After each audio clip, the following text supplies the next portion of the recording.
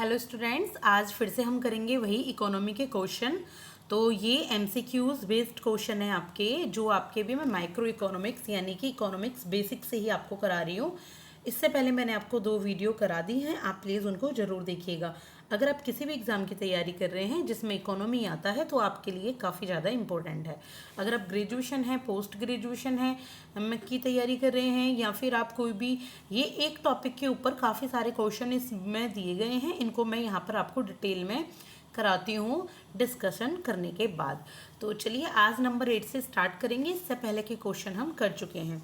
ये देखिए, the basis of determining dearness allowances to government employees in India is, कि जो डियरनेस अलाउंसेस क्या होता है, महंगाई भत्ता।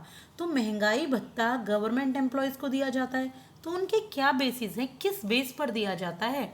जो आपका डी है यानी कि डियरनेस अलाउंसेस है। देखिए, एमए बीए की तैयारी के साथ साथ अगर आप यूपीपीएससी, यूपीएससी, एचपीएससी या कोई भी एग्ज़ाम दे रहे हैं जिसमें इकोनॉमी आता है तो भी आपके लिए हेल्पफुल है। अगर आपको लगे कि नहीं ये तो मैम ने बीए में कह दिया, ऐसा नहीं है, ये सभी एग्ज़ाम्स के लिए बहुत हेल्पफुल हैं। ये इसमें प्रीवियस ईयर क्वेश्चन भी हैं और एमसीक्यूज भी हैं। तो देखिए, जो डीए होता है ना, महंगाई भत्ता, वो कंज्यूमर प्राइस इंडेक्स यानी कि सीपीआई। सीपीआई आपने पढ़ा होगा कि ये 2 मेजरमेंट होते हैं जिनसे इन्फ्लेशन मापा जाता है, एक डब्ल्यूपीआई और एक होता है सीपीआई। डब्ल्यूपीआई यानी कि होलसेल प्राइस इंडेक्स और एक होता है कंज्यूमर प्राइस इंडेक्स। में रिटेल की आपकी सर्विस और आपके जो गुड्स होते हैं उन दोनों में अगर इन्फ्लेशन आता है, अगर दाम बढ़ते हैं, तो यहाँ पर आपका डियरनेस अलाउंसेस उसी के अकॉर्डिंग दिया जाता है। तो इसका क्या आंसर है? इसका आंसर है number B, consumer price index. ठीक है। इसके बाद economic growth is usually coupled with, कि जो इकोनॉमिक ग्रोथ है किसके साथ कपल कही जाती है, किससे मानी जाती है कि इकोनॉमिक ग्रोथ हो रही है? तो ये मानी जाती है इन्फ्लेशन से ही। ठीक है। इसका मतलब ये नहीं है कि इकोनॉमी डेवलप भी कर रही है। डेवलप एक बहुत बड़ा आपका कॉन्सेप्ट है। इकोनॉमी सिर्फ ग्रो करती है यहाँ पे, किसमें? क्वांटिटेटिव टर्म में। क्वालिटेटिव टर्म में कब होती है? जब इकोनॉमी डेवलप करती है। ठीक है। वो डेवलप कभी भी कर सकती है, जरूरी नहीं है कि वो इन्फ्लेशन में ही डेवलप करे कि महंगाई बढ़े। ठीक है। तो आई होप कि आपको थोड़े से कॉन्सेप्ट इनके क्लियर होंगे। अगर नहीं होंगे तो मैं इनकी सीरीज जल्दी ही लेकर आऊँगी, जहाँ मैं आपके छोटे छोटे कॉन्सेप्ट क्लियर करूँगी हैंड रिटन नोट्स की फॉर्म में ही, जो बहुत ही कंसाइज और बहुत ही क्लियर होंगे। इसके बाद है consider the following statement in regard to money market in India, कि मनी मार्केट से रिलेटेड कुछ स्टेटमेंट यहाँ दिए गए हैं, आपको बताना है कि कौन सा स्टेटमेंट सही है। कि एक ऐसी मार्केट होती है जो मनी मार्केट, जो शॉर्ट टर्म फंड देती है। क्या? शॉर्ट टर्म फंड प्रोवाइड कराती है with maturity ranging from overnight to 1 year, जिसकी मैच्योरिटी एक रात से पूरे 1 साल तक में होती है। इसके बाद है it acts as an instrument of liquidity adjustment for central bank, कि सेंट्रल बैंक के लिए ना ये लिक्विडिटी एडजस्टमेंट का काम करती है। यानी कि जैसे ही सेंट्रल बैंक को पैसा चाहिए तो इस सेंट्रल बैंक क्या करेगी? मनी मार्केट से सीधे पैसा उठा लेगी, सीधे सीधे इसको पैसा मिल जाएगा, यानी कि काफ़ी ज़्यादा लिक्विड फॉर्म में होती है। तो ये दोनों ही सही है। देखिए, money market short term fund provide कराती है जिसकी मैच्योरिटी आप ओवरनाइट से 1 ईयर तक कर सकते हैं। और ये क्या है, कैसे इंस्ट्रूमेंट होता है? लिक्विडिटी एडजस्टमेंट ये होता है सेंट्रल बैंक के लिए, यानी कि सेंट्रल बैंक को जल्दी से पैसा चाहिए तो ओवरनाइट से 1 ईयर में वो पैसा जुटा सकती है मनी बैंक से, मनी मार्केट से। ठीक है। इसके बाद है, देखिए, विच of the following can be outcome of very high inflation in the economy, कि इनमें से कौन सा बहुत ज़्यादा इन्फ्लेशन को दिखाता है? आउटकम की इन्फ्लेशन से क्या हुआ सबसे ज़्यादा किसी भी इकोनॉमी में? तो रिडक्शन इन इकोनॉमिक ग्रोथ, की इकोनॉमिक ग्रोथ गिर जाती है? नहीं, ऐसा तो देखिए बिल्कुल भी नहीं होता। अगर 1 सही नहीं है तो ए तो सही नहीं हो सकता और डी भी सही नहीं हो सकता। ठीक है। ये तो हम आपका एलिमिनेशन से हटा देंगे। इसके बाद इंक्रीज इन सेविंग्स, सेविंग्स बढ़ जाती है इन्फ्लेशन से? बिल्कुल भी नहीं होता। सेविंग कैसे बढ़ेंगे अगर इन्फ्लेशन है? लोग तो अपनी सेविंग बल्कि खर्च कर रहे होंगे चीज़ों पे, तभी तो इन्फ्लेशन आ जाता है। रिडक्शन इन एक्सपोर्ट, हाँ ऐसा हो सकता है कि एक्सपोर्ट में रिडक्शन हो जाए, क्योंकि उसी इकोनॉमी में लोग काफ़ी खर्च करेंगे तो उनको अपनी इकोनॉमी में माल चाहिए, गुड्स और सर्विसेज, तो एक्सपोर्ट कहाँ से दे पाएंगे? तो इसका क्वेश्चन नंबर भी बिल्कुल सही हो जाता है। तो ऐसे ही आपको माइंड लगा लगा के ये क्वेश्चन का सॉल्यूशन करना है। इस पे मत जाइएगा कि इसके बॉक्स हैं तो बॉक्स के अकॉर्डिंग ही मैं ये करूं, टीपूं। पहले आप कोशिश कीजिए कि आप खुद ही सबको करें, देन उसके बाद आप दूसरा करें। इसके बाद देखेंगे question number 12, that is in an economy a condition of lack of money supply in a comparison, कि किसी भी इकोनॉमी में अगर लैक ऑफ मनी होती है, मनी सप्लाई होती है, यानी कि मनी सप्लाई की कमी हो जाती है in comparison to the supply of goods and services, तो क्या होगा? देखिए, अगर मनी सप्लाई तो रुक गई लेकिन गुड्स और सर्विस की सप्लाई ज़्यादा है तो क्या होगा? डिफ्लेशन हो जाएगा, यानी कि कम हो जाएगा इन्फ्लेशन। चीज़ों की क्या होगा? डिमांड कम होगी, क्योंकि मनी नहीं है लोगों के पास, मनी नहीं होगी तो जो सामान है वो सस्ते हो जाएंगे, क्योंकि लोगों के पास डिमांड नहीं है, वो सामान बहुत सारा गोडाउन में पड़ा होगा तो वो बेचना होगा, तो उसे कम करके बेचेंगे, तो यहाँ हो जाएगा डिफ्लेशन। ठीक है, ये इतने ज़रूरी कॉन्सेप्ट हैं कि एग्जाम में आते ही आते हैं।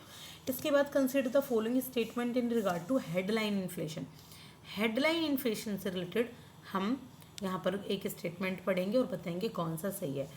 Headline inflation it provides an accurate picture of the inflation in the country, कि कंट्री में एक्यूरेट पिक्चर बता दे इन्फ्लेशन की। जी बिल्कुल नहीं बताता, ये सिर्फ क्या करता है हेडलाइन इन्फ्लेशन, जो किसी भी प्रोडक्ट पर शॉर्ट टर्म के लिए इफेक्ट आता है, शॉर्ट टर्म के लिए प्रोडक्ट के प्राइस बढ़ जाएं, घट जाएं, बढ़ जाएं, घट जाएं, तो हेडलाइन इन्फ्लेशन सिर्फ उसको दिखाता है। तो नंबर 2 इज राइट, तो आंसर क्या निकल जाता है हमारा? B, number 2 only. इसके बाद देखेंगे which of the following steps that will result in containing inflation. कुछ स्टेप्स बताइए जो क्या करेंगे इन्फ्लेशन, जिसमें होता है इन्फ्लेशन, जिससे इन्फ्लेशन होता है। तो देखिए, इंक्रीजिंग कैश रिजर्व रेशियो, अगर आप कैश रिजर्व रेशियो बढ़ा दें तो क्या होगा? इन्फ्लेशन यहाँ पर क्या होगा? रहेगा, इन्फ्लेशन यानी कि बढ़ेगा। देखिए, कैश रिजर्व रेशियो बढ़ाने से इन्फ्लेशन बढ़ता है। इसके बाद डिक्रीजिंग स्टेटरी लिक्विडिटी रेशियो, अगर SLR बढ़ा दें, यानी कि बैंक अपना पैसा, बैंक RBI को पैसा दे दें, तो क्या इन्फ्लेशन बढ़ेगा? जी नहीं बढ़ेगा। इन्फ्लेशन, अगर बैंक RBI को पैसा दे देती है तो बैंक के पास कम पैसा रहेगा, तो इन्फ्लेशन नहीं बढ़ेगा। इसके बाद decrease permitting central state agencies to import duty free pulses and sugar, अगर सेंट्रल या स्टेट एजेंसी को कहा जाए कि वो इम्पोर्ट कर लें क्या? ड्यूटी फ्री पल्सेस और शुगर को, तो क्या होगा? तो भी इन्फ्लेशन बढ़ेगा। ज़्यादा की ज़्यादा लोगों के पास यहाँ पर क्या होगी? ये लिक्विडिटी होगी, पैसे होंगे, तो यहाँ पर क्या होगा? इन्फ्लेशन बढ़ेगा। इन्फ्लेशन बहुत ही इंपॉर्टेंट टॉपिक है और बहुत ही पसंदीदा टॉपिक है हर एक एग्ज़ाम का, क्योंकि इन्फ्लेशन तो देखिए चल ही रहा है, आ ही रहा है, तो इसके क्वेश्चन करने ज़रूरी यहाँ पर हो जाते हैं। इसके बाद देखेंगे हम question number 15, that is in India inflation is measured by the, India में जो इन्फ्लेशन होता है वो किसके द्वारा मापा जाता है?